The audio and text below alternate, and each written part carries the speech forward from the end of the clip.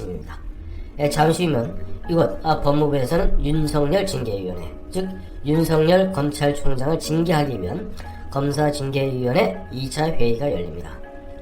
8명 증인에 대한 신문이 있게 되죠. 그리고 증인 신문 이후에 아마 윤석열 검찰총장의 중징계를 결정할 겁니다. 당초 황태순 TV에서도 몇 차례 말씀드린 바와 같이 이들은 윤석열 총장을 해임하기보다는 징계 중에 그 다음 순위인 이른바 정직이라는 그 자기들 나름대로는 묘수를 택함으로써 사실상 효과는 해임에 이르게 하고 다음에 윤석열 총장을 2년 임기를 갖다가 지켜주었다 하는 명분을 세우기 위해서 아마 3개월 내지는 6개월 정직 처분을 내릴 것으로 이미 파다하게 서초동과 여의도에서는 그 말이 돌고 있습니다. 마침 여당 민주당의 중진인 설른 의원이 벌써 그런 얘기를 갖다 공공연하게 떠들고 있습니다. 이들은 당초 윤석열 총장 지난 1월 24일이죠. 추미애 법무장관이 윤석열 검찰총장의 징계를 청구하면서 징계 사유 6가지를 들었습니다. 그 중에 이들이 나름대로 비장의 무기라고 꺼내 들었던 것이 이른바 법관 문건, 법관 재판부 사찰 문건입니다. 그런데 이 부분에 대해서는 이미 행정법원에서도 이유 없다, 사실상 이유 없다 라고 윤석열 검찰총장의 손을 들어주었고, 다음에 법조계라든가 많은 쪽에서 심지어는 국가 정부 기관에서도 그와 같은 법조 대관을 갖다가 6,200만 원의 돈을 들여서 사서 활용하고 있음이 밝혀졌습니다. 그러다 보니까 명분이 확 떨어지죠. 그래서 이들이 법관 문건 그 다음으로 내밀었던 또 비장의 히든 카드가 바로 윤석열 검찰총장의 정치적 중립성 손상이라는 또 묘한 겁니다. 그건 뭐냐면 지난 10월 말에 국회에서 있었던 국정감사장에서 국민의힘 김도읍 의원의 질문에 대해서 윤석열 총장이 이렇게 얘기했죠. 그러니까 김도읍 의원은 계속 퇴임 후에 정치하실 생각이 없습니까? 요즘 보니까 지지율이 1등, 2등을 다툽니다. 요즘은 부동의 1등입니다만 그 당시 1등, 2등을 다툽니다. 라고 물어보았을 때 그 어울리지 않습니다. 라고 얘기했을 때 김도읍 의원이 다시 한번 물어봤습니다.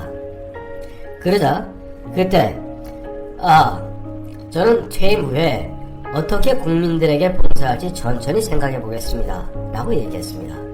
이것을 놓고 민주당과 청와대와 법무부는 이것이 마치 윤석열 검찰총장이 퇴임 후에 정치를 하겠다는 그런 뜻으로 곡해하고 왜곡하고 비틀어서 이것이 실제로 윤석열 총장이 정치 활동하는 게 아니거든요. 근데 그 말, 그러니까 내가 딱 떨어지게 전 죽어도 정치 안 합니다 라고 그 이야기 안 했다고 이것을 여튼 검사의 정치적 중립 위반이다 라는 식으로 걸면서 윤석열 검찰총장의 목을 치려 합니다. 그런데 그 일이 있고 지난 10월 말에 국정감사가 있었고 그 다음에 일주일 후인가 윤석열 총장이 대전지검 대전고검을 방문해서 특강을 하게 되고, 또 보면은 그 당시 대전지검에 또 있는 그 검사들의 등을 두들겨 줍니다. 윤석열 총장도 한때는 2013년 그 당시 특별수사팀장 하다가 사람에게 충성하지 않는다 라고 국정원 댓글 문제를 갖다가 전면 부각시킴으로써 당시 박근혜 정부에서 미우탄이 바뀌었죠. 그래서 대구고검으로 대전고검으로 그야말로 유배 생활을 갖다가 거의 3년 넘게 했습니다. 그래서 친정이나 마찬가지죠. 자기 아픔에 있는 곳이죠. 그런 곳에 가서 윤석열 총장은 무슨 얘기를 했냐니까 후배 검사들에게 아마 후배들이 물어봤겠죠. 아니 총장님 그 딱 떨어지게 왜 말씀을 하셨으면 그냥 깔끔할 텐데요. 괜히 이런저런 구설수에 안 오를 텐데요 라고 얘기했겠죠. 그때 윤석열 총장 그렇다면 내가 퇴임 후에 백수가 되어서 그러면 집에서 개 3마리 키운다고 그렇게 얘기할 수 있겠느냐. 이게 무슨 말이냐 하니까 검찰총장이나 대법원장, 대법관 등 일반 전관 예우의 전국 단위일 경우 전국 단위를 관장했던 검찰총장의 경우는 대한변협의 그 내규에 의해서 2년 동안 변호사 개업이 사실 불가능합니다. 그래서 2015년 퇴임했던 김진태 전 검찰총장도 2년이 지난 2017년이 지나서야 변호사 개업을 할 수 있었습니다. 그러니 실제 윤석열 총장 퇴임 후에 할 수 있는 일이라는 것은 뭐 예를 들어서 무슨 변호사 개업 말고 주로 하는 게 보면 대학 가 있는 거죠. 대학 가서 뭐 후진들 뭐 가르치고 뭐 이런 정도 이야기인데 뭐 그런 것을 갖다가 아주 그 윤석열 총장답게 그렇다고 내가 백수가 되어서 집에서 개 3마리 키우겠다 이렇게 얘기할 수는 없지 않느냐 라고 퉁 치고 넘어갔습니다. 맞는 이야기입니다. 윤석열 총장 나이 50대에서 늦깎이로 결혼해서 그렇다고 뭐 아이들이 있는 것도 아니고 손자가 있는 것도 아닙니다.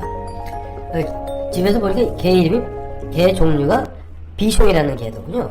비숑 2마리하고 약간 좀 약간 장애가 있는 진돗개 1마리 이 개 3마리를 키운답니다.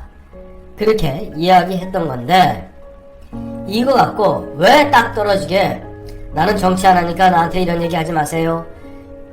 사실 했습니다. 1월 초에 이미 윤석열 검찰총장이 그 당시 추미애 법무장관에게 그야말로 막 이리저리 난투를 당할 때도 이미 윤석열 총장 그 당시에 보면 거의 2자릿수 9%를 넘어서 10% 여론조사가 올랐을 때 당시 대검에서 잘 기억해 보십시오.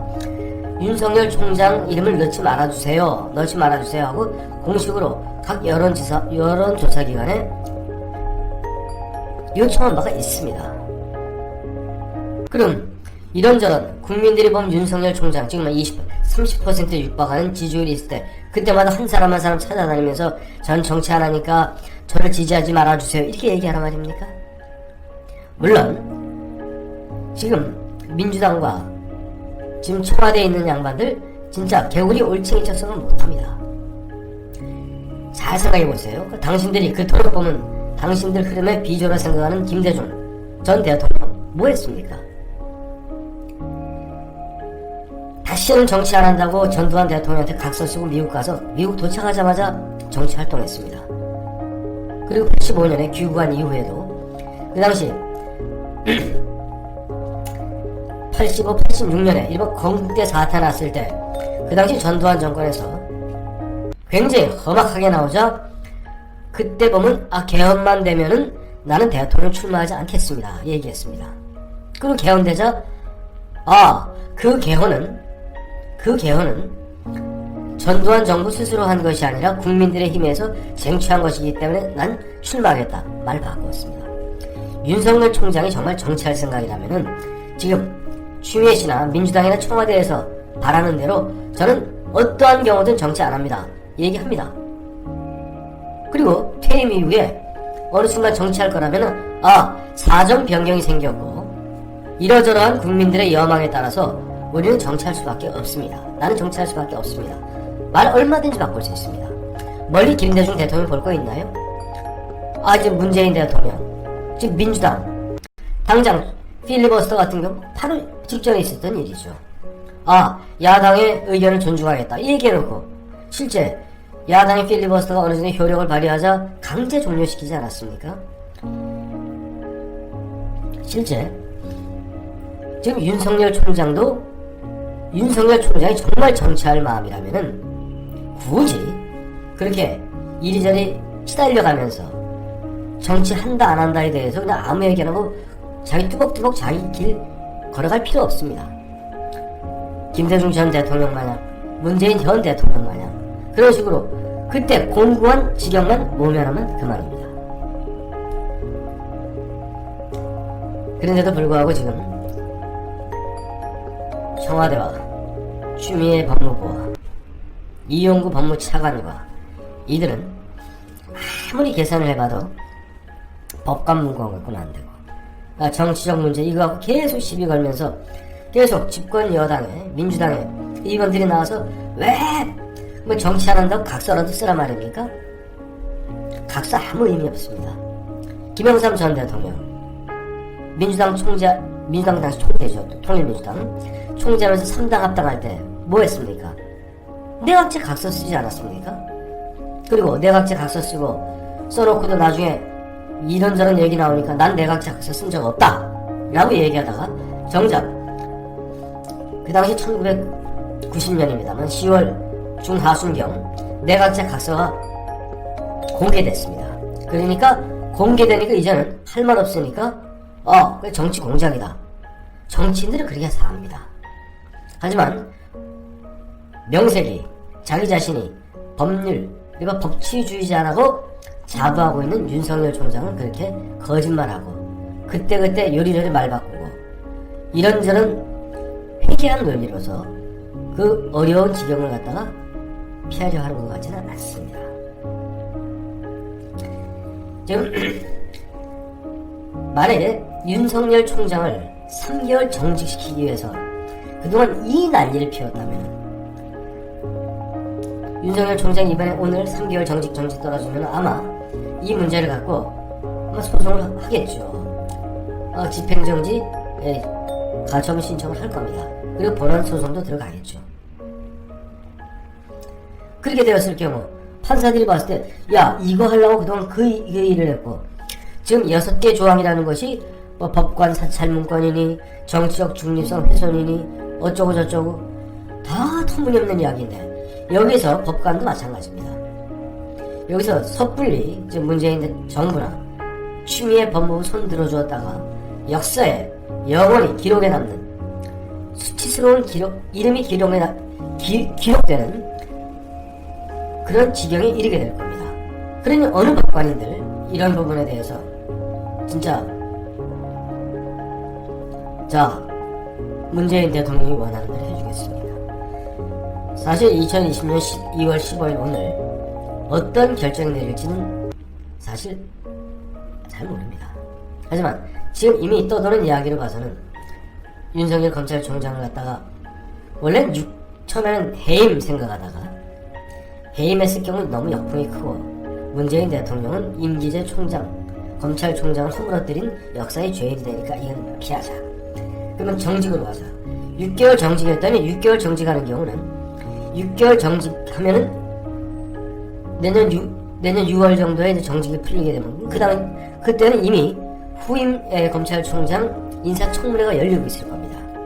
그러니까 윤석열 검찰총장으로 봐서는 돌이킬 수 없는 피해를 보게 되는 것이죠. 그리고 먼 훗날 그 소송에서 윤석열 총장이 승소하는 경우는 한 검찰의 두 총장이라던가 아니면 사실상 꼼수를 써서 해임은 해임이 돼